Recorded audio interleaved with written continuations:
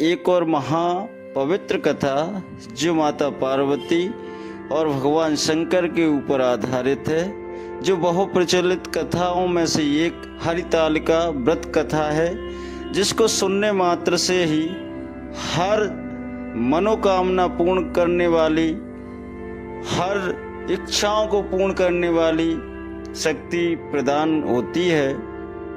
और उसमें समस्त नारी जाति का कल्याण हेतु यह कथा है, जिसको सुनने से हर नारी को मनोवांछित वर, ऐश्वर्य, धन आदि की प्राप्ति होती है। तो यह कथा माता पार्वती ने भगवान शंकर को कैसे प्राप्त किया, कितनी कठिन तपस्या की और भगवान शंकर ने उनको किस प्रकार से अपने आप को समर्पित किया, यह कथा यह बताती है। उससे पहले माँ भगवती की निष्ठा, त्याग, समर्पण और उनकी श्रद्धा भक्ति के आधारित यह कथा है, जिसको हर मनुष्य को, हर प्राणी को सुनने से भगवान शंकर और माता पार्वती की कृपा प्राप्त होती है।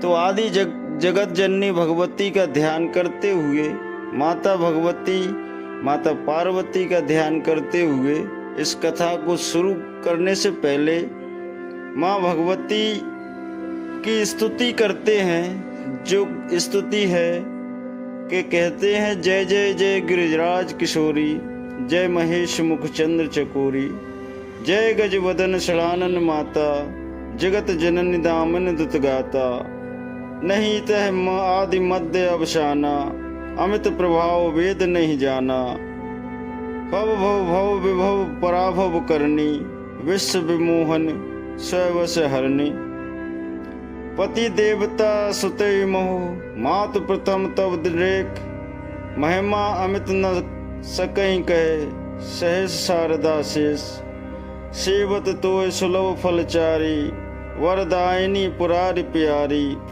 देव्य पूज्य पद कमल तुम्हारे, शुर नर मुनि सब होए सुखारे, मोए मनोरथ जानहु नीके, बसऊं सदा और पूर्व सबही के, कीनेहु प्रगट न कारण तेहि, अस कहीं चरण गहे वे देही, विनय प्रेम बस भई भवानी, सखी माल मूरत मुस्कानी, शारद सिय प्रसाद सिर घरयु, बोल गोरे हर्ष्यो हिय बरयु, सुन सिय सत्य असीस हमारी, पूजय मन कामना तुम्हारी, नारद वचन सदा सुन साचा, बो वर मिलऊं जाय मनुराचा, मनु जाय राच्यो मिलऊं सोवर, सहज सुंदर सावरो, करुणा निधान सुजान शील स्नेह जानत रावरो, यह बात गौरी असीस सुन सिय है से हर सित अली, तुलसी भवानी पूज्य पुनि पुनि मुदित मुनि मंदिर चली। यह स्तुति माता पार्वती की है, जो माता सीता ने पार्वती की स्तुति की थी और उन्हें भगवान राम पति के रूप में प्राप्त हुए थे। तो इस स्तुति की महिमा बड़ी अमिट है और इस स्तुति को जो कोई भी नारी करती है, उसको मनवांछित वर, सुयोग्य वर, धन, संपत्ति, वैभव आदि प्राप्त होते हैं। तो दोस्तों, आइए अब हम कथा को प्रारंभ करते हैं। माता पार्वती और भगवान शिव पर आधारित यह पवित्र कथा, जो माता पार्वती के रूप में जन्म लिया माँ भगवती ने, तब भगवान शंकर ने पार्वती जी को उनका पूर्व जन्म याद दिलाने के लिए इस व्रत की महत्व कथा कही और बताया कि हे गौरी, पर्वतराज हिमालय पर गंगा के तट पर तुमने अपनी बाल्यावस्था में अधोमुखी होकर घोर तप किया था। इस अवधि में तुमने अन्न न खाकर केवल हवा का ही सेवन किया, साथ में तुमने सूखे पत्ते चबाकर अपनी कठिन तपस्या प्रारंभ की। माघ की शीतलता में तुमने निरंतर जल में प्रवेश कर तप किया था। वैशाख की जला देने वाली गर्मी में पंचाग्नि से शरीर को तपाया था और श्रावण की मूसलाधार वर्षा में खुले आसमान के नीचे बिना अन्न जल ग्रहण किए व्यतीत किया था। तुम्हारी इस कष्टदायक तपस्या को देखकर तुम्हारे पिता बहुत दुखी और नाराज होते थे। तब एक दिन तुम्हारी तपस्या और पिता की नाराजगी को देखकर नारद मुनि तुम्हारे घर पधारे।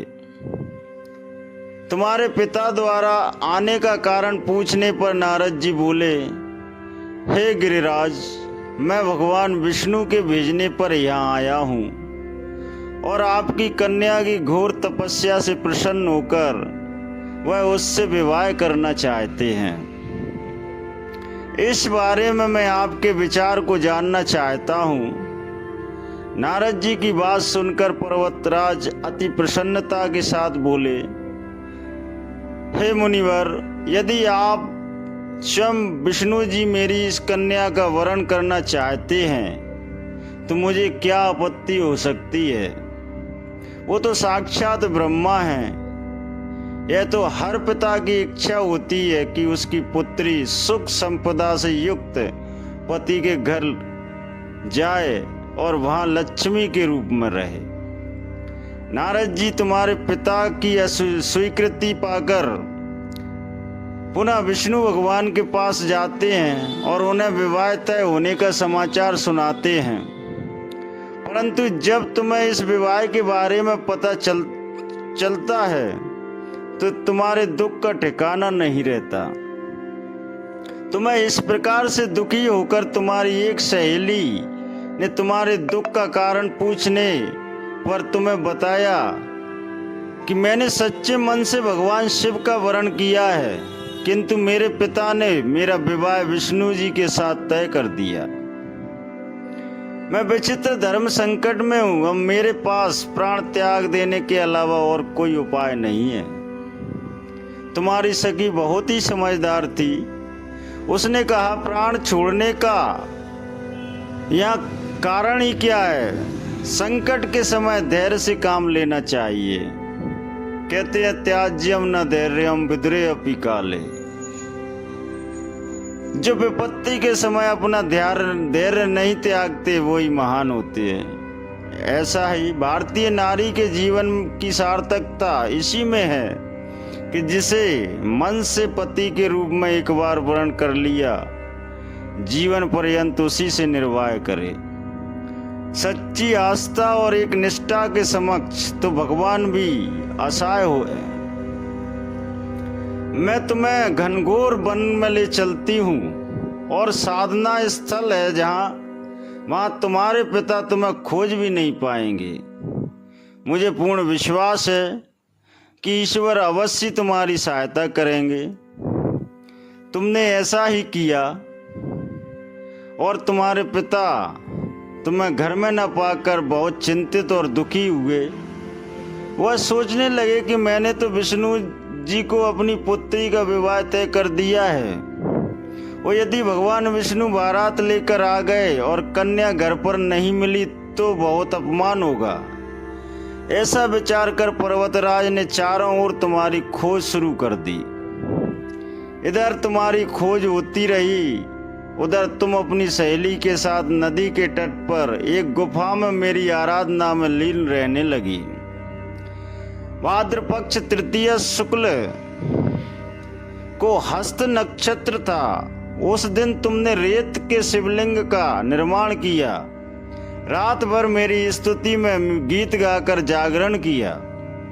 तुम्हारी इस कठोर तपस्या के प्रभाव से मेरा आसन हिल उठा और मैं शीघ्र ही तुम्हारे पास आ पहुंचा और तुमसे वर मांगने के लिए कहा। अब मैं अपनी तपस्या के फलीभूत मुझे अपने समक्ष पाकर तुमने कहा कि मैं आपको सच्चे मन से पति के रूप में वरण कर चुकी हूँ। यदि आप सचमुच में मेरी तपस्या से प्रसन्न होकर यहाँ पधारे हो तो मुझे अपनी अर्धांगिनी के रूप में स्वीकार कीजिए। तब तथास्तु कहकर मैं कैलाश पर्वत लौट गया। प्रातः होते ही तुमने पूजा की समस्त सामग्री नदी में प्रवाहित करके अपनी सखी सहित व्रत का वर्ण किया। उसी समय गिरिराज अपने बंधु बांधवों के साथ तुम्हें खोजते हुए वहां पहुंचे। तुम्हारी दशा को देखकर अत्यंत दुखी हुए और तुम्हारी इस कठोर तपस्या का कारण पूछा। तब तुमने कहा कि पिताजी, मैंने अपने जीवन का अधिकांश वक्त कठोर तपस्या में बिताया है। मेरी इस तपस्या के केवल उद्देश्य महादेव जी को पति के रूप में प्राप्त करना था।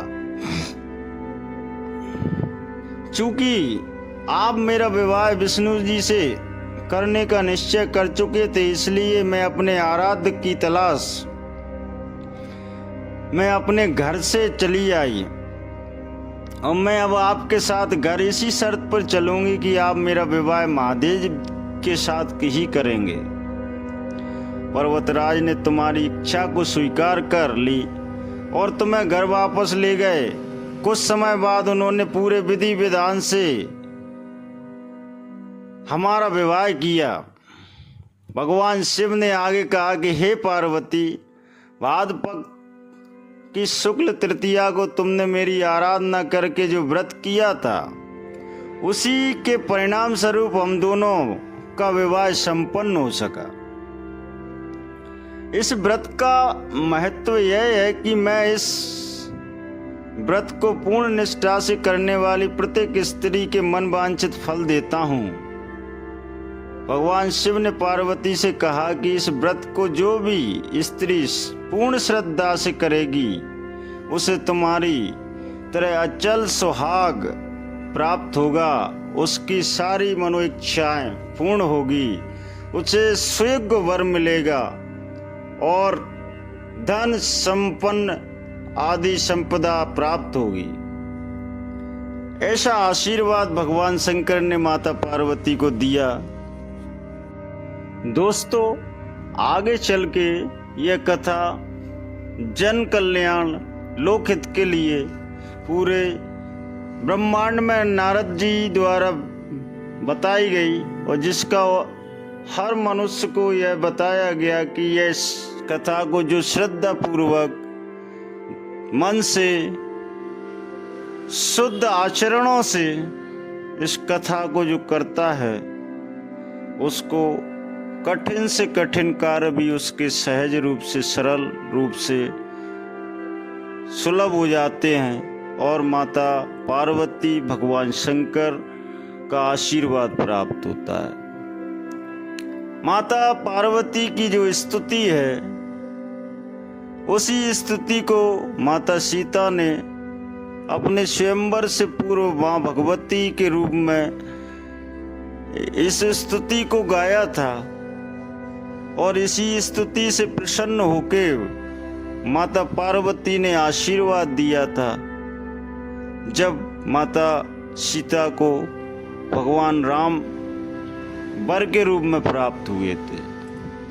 तो यह स्तुति, यह कथा अविष्ट फल प्राप्त देने वाली कथा है। इसको करने के कुछ नियम हैं। उस नियम को पालन करते हुए यह कथा को अवश्य करना चाहिए। हरतालिका तीज कथा हर स्त्री को पवित्र रूप से शुद्ध वस्त्र धारण करते हुए, रात्रि जागरण करते हुए माता पार्वती का भगवान शंकर की अपने हाथों से मिट्टी से उनकी मूर्ति बनाकर उनका अभिषेक करना चाहिए। बेलपत्री, दूध, दही, पंचामृत से उनका भोग लगाना चाहिए। 5 बार भगवान शंकर की, माता पार्वती की पूजा आरती करना चाहिए और सुबह सुबह प्रातः कथा पूर्ण करते हुए समस्त पूजा सामग्री को जल में प्रवाहित करना चाहिए। उसके बाद जल ग्रहण करना चाहिए। दोस्तों, यह थी कथा हरतालिका तीज की। जय माता पार्वती, जय भगवान शिव की।